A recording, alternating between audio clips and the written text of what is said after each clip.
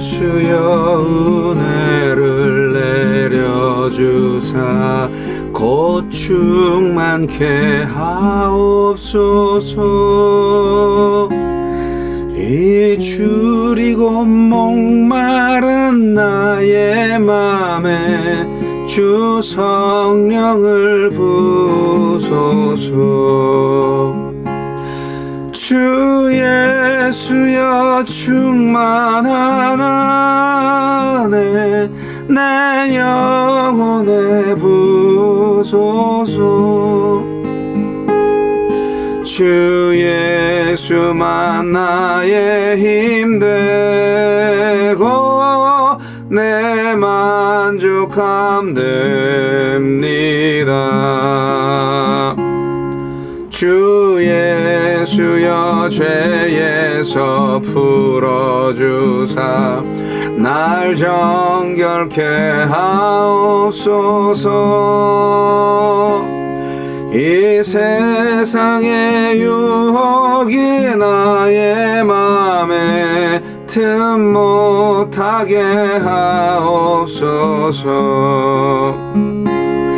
주 예수의 충만한 은혜 내 영혼에 부소서. 주 예수만 나의 힘되고 내 만족함 됩니다. 옛 야곱이 천사와 씨름하던 그 믿음을 주옵소서. 이 세상의 물결이 흉흉해도 날 평안케 하옵소서.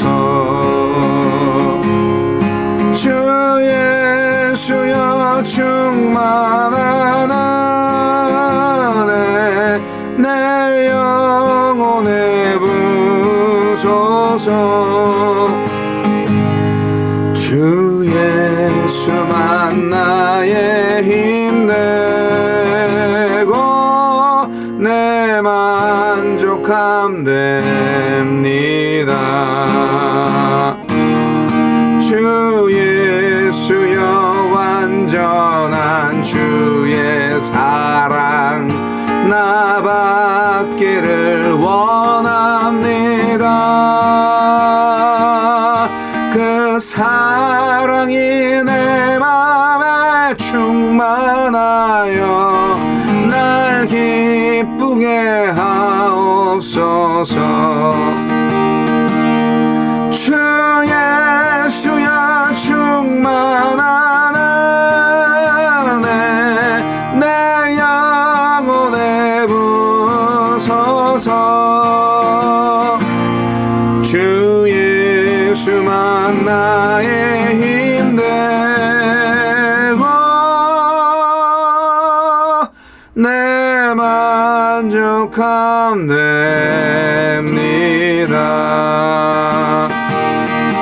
내 마음에 임하신 주의 성령 늘 계실 줄 믿습니다. 그는 사를 나에게 부어주사 주 섬기게 하옵소서. 주 예수여 충만한 은혜 내 영혼에 부소서. 주 예수만 나의 힘되고 내 만족함 됩니다.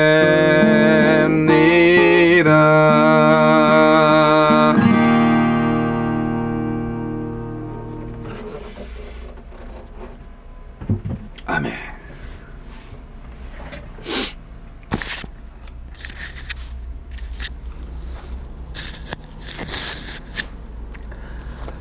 자, 4월 28일 목요일 시편 79편 1절로 13절. 시편 79편 1절로 13절입니다. 하나님이여, 이방 나라들이 주의 기업의 땅에 들어와서 주의 성전을 더럽히고 예루살렘이 돌무더기가 되게 하였나이다. 그들이 주의 종들의 시체를 공중의 새에게 밥으로, 주의 성도들의 육체를 땅의 짐승에게 주며 그들의 피를 예루살렘 사방에 물같이 흘렸으나 그들을 매장하는 자가 없었나이다. 우리는 우리 이웃에게 비방거리가 되며 우리를 에워싼 자에게 조소와 조롱거리가 되었나이다. 여호와여, 어느 때까지이니까? 영원히 노하시리이까? 주의 질투가 불붙듯 하시리이까? 주를 알지 아니하는 민족들과 주의 이름을 부르지 아니하는 나라들에게 주의 노를 쏟으소서. 그들이 야곱을 삼키고 그의 거처를 황폐하게 함이니이다. 우리 조상들의 죄악을 기억하지 마시고 주의 긍휼로 우리를 속히 영접하소서. 우리가 매우 가련하게 되었나이다. 우리 구원의 하나님이여, 주의 이름의 영광스러운 행사를 위하여 우리를 도우시며 주의 이름을 증거하기 위하여 우리를 건지시며 우리 죄를 사하소서. 이방 나라들이 어찌하여 그들의 하나님이 어디 있느냐 말하나이까? 주의 종들이 피 흘림에 대한 복수를 우리의 목전에서 이방 나라에게 보여주소서. 같은 자의 탄식을 주의 앞에 이르게 하시며 죽이기로 정해진 자도 주의 크신 능력을 따라 보존하소서. 주여, 우리 이웃이 주를 비방한 그 비방을 그들의 품에 7배나 갚으소서. 우리는 주의 백성이요 주의 목장의 양이니 우리는 영원히 주께 감사하며 주의 영예를 대대 전하리이다. 아멘. 우리를 도우소서. 하느님은 어떤 분입니까? 우리의 왕이요 우리의 목자이십니다. 시인은 비록 자기들이 하나님께 죄를 지었어도 하나님의 백성이라는 사실은 변함없으며 현실이 혹독하더라도 자기들이 하나님이 돌보시는 양이라는 사실은 흔들리지 않는다는 것을 믿었습니다. 그래서 하나님을 바라보며 기도할 수 있었고 하나님이 기도에 응답해 주실 것을 확신하며 감사할 수 있었습니다. 우리가 맺은 이 관계를 자신의 영예로 여기시는 하나님을 찬양합시다. 우리에게 주시는 교훈은 무엇입니까? 이방 나라는 주님이 주신 기업의 땅을 빼앗기 위해 침략하고 주님의 거룩한 집인 성전을 더럽혔습니다. 평화의 도시 예루살렘을 전쟁터로 만들었고 주님을 위해 목숨을 바친 사람들의 시신을 방치함으로써 그들의 죽음을 모욕했습니다.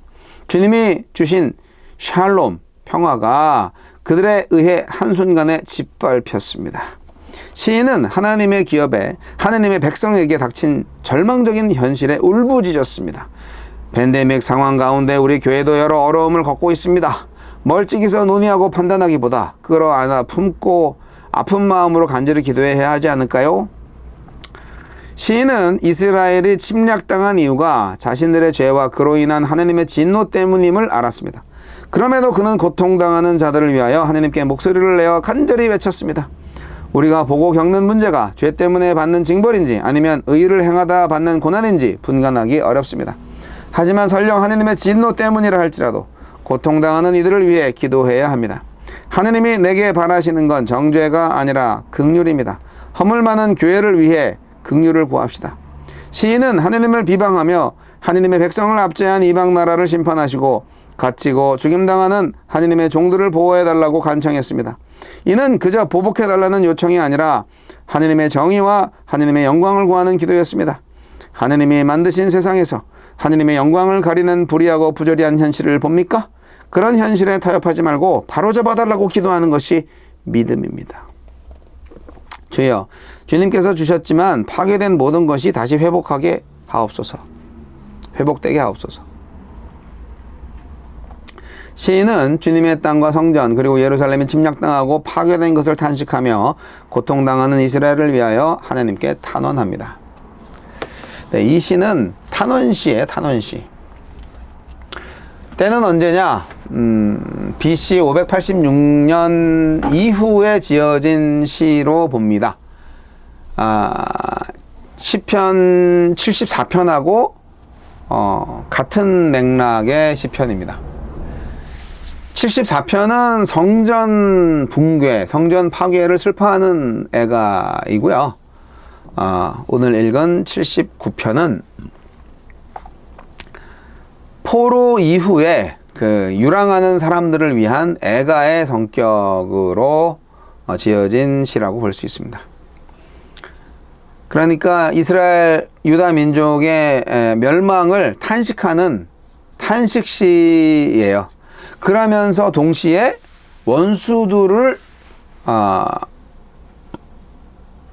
저주하고 대적들의 멸망을 기도하는 그런 탄원시요 저주시입니다.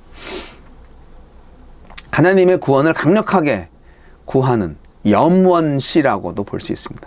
간절함이 그냥 배어있지 않습니까? 네. 저는 12절 재밌어요. 주여 우리 이웃이 주를 비방한 그 비방을 그들의 품에 7배나 갚으소서. 여러분 이렇게 기도하셔도 됩니다. 우리 원수들한테 7배나 갚아달라고 그렇게 기도하세요. 직접 갚지 마시고 하나님한테 기도하라 이 말이죠. 네. 억울한 일 당한 일 있으시면 하나님한테 기도하세요. 원수 갚아달라고. 네. 시인은요 이렇게 나라가 망하고 성전이 파괴되고 백성들이 그냥 죽고 유리하고 방황하고 막 그런 정말 참담한 현실을 보면서 이런 시를 지을 수 있었다는 것 자체가 엄청난 믿음이 아닐까 저는 그렇게 생각을 합니다. 정확하게 누가 지었는지는 잘 모르겠습니다만 여하튼 이 시편은 정말 간절함이 배어있는 시입니다. 너무너무 이 시편을 읽으면서 막 그 고통이 막 느껴지지 않습니까? 아니 시신들이 그냥 무더기로 쌓여 있는데 그걸 매장해 주지 않아 가지고 얼마나 참 참담하죠. 아주. 여하튼 유다는 망하고 성전은 짓밟혔어요. 그런데 대단한 거는요. 맨 마지막 절이 우리는 주의 백성이요 주의 목장의 양이니 우리는 영원히 주께 감사하며 주의 영예를 대대에 전하리이다. 이렇게 망했는데 그래도 우리는 주님의 양이에요. 이렇게 노래하고 고백하고 그리고 주님을 감사한다. 주님께 감사한다. 이게 진정한 믿음이죠. 요즘 사람들은 쓰면 뱉고 달면 먹고 뭐 이런 거죠. 주님께서 주신 거면 달던 쓰던 다 먹어야 되고요. 마귀가 주는 거는요. 달던 쓰던 다 뱉어야 되는 거 아니에요? 우리는 좀 믿음이 너무 약해요. 가망이 없어요. 예, 심판을 받아서 완전히 망했어요. 그렇지만 포기할 수 없는 희망이 있습니다. 이것이 오늘 읽은 본문의 시인의 마음입니다. 사실 이스라엘 백성들의 죄 때문에 망한 거죠. 하나님께서 이방 나라를 바벨론을 도구로 사용하신 거죠. 도구로 사용했는데 바벨론의 그 무지막지한 폭력에 이스라엘이 그냥 자지러졌죠. 이겨졌죠. 하나님도 그거를 좋아하지 않으셨어요. 그래서 나중에 또 바벨론을 멸망시키잖아요. 후회한다 어떡하겠습니까? 하지만 과거는 바꿀 수 없어요. 남은 바꾸기 힘들어요. 그러나 미래를 바꿀 수 있어요. 나는 바꿀 수 있어요. 그렇기 때문에 하나님을 알고 하나님이 가장 원하시는 거를 해야 됩니다. 하나님이 자기 백성을 심판하시는 일에 이방 나라를 부르셨지만 그들이 하나님을 인정하고 순종하는 건 아니잖아요. 지들이 하나님 통해서 쓰임받고 있다는 거를 모르죠. 하나님만 알죠. 그들은 하나님과 상관없어요. 오만방자하고 아주 잔인하게 자기 욕망에 충실할 뿐이에요. 하나님이 잠시 용납하신 것 뿐이죠. 그들의 악행이 결코 정당화될 수 없습니다. 정도껏 해야지. 하나님이 스스로 욕을 당하시기로 작정을 했기 때문에 그들이 그렇게 득세한 거지, 그들이 잘나서, 그들이 강해서 그런 게 아니에요. 이스라엘 백성들이 그렇게 당하잖아요. 자기 백성이잖아요. 하나님도 똑같이 당하는 거예요.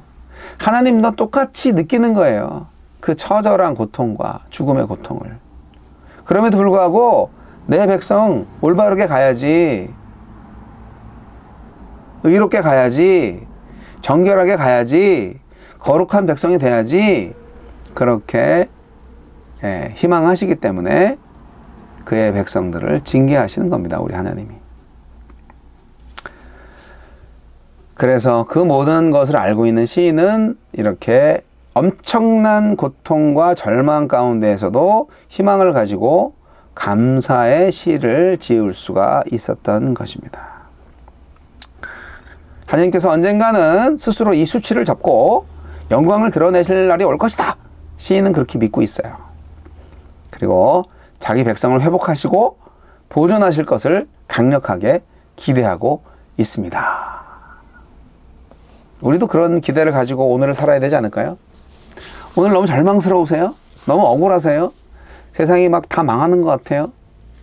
왜 의로운 자들이 이렇게 망신당하고 짓밟히고 억울한 일 당하고 고통당할까요? 왜 불의한 자들이 저렇게 성공하고 득세하고 강하고 또 아름답게까지 할까요? 모르겠어요, 저도. 하지만 하나님은 우리 편. 그리고 영광을 받으실 분은 오직 하나님. 우리를 징계하시는 것일 수도 있어요. 우리가 알지 못하는 죄를 저질렀을 수도 있어요. 그러나 만약에 우리가 의롭다면 우리는 의인의 고통도 받을 수가 있어요. 하느님의 영광을 위해서. 하지만 머지 않았어요. 악은 반드시 심판당합니다. 하나님께서 복수해 주실 거예요. 주여, 우리 이웃이 주를 비방한 그 비방을 그들의 품에 7배나 갚으소서. 이루어질 줄 믿습니다. 우리는 언제나 주님의 양, 목자 되신 주님의 양입니다. 하나님이 우리를 건지실 겁니다. 회복하실 겁니다.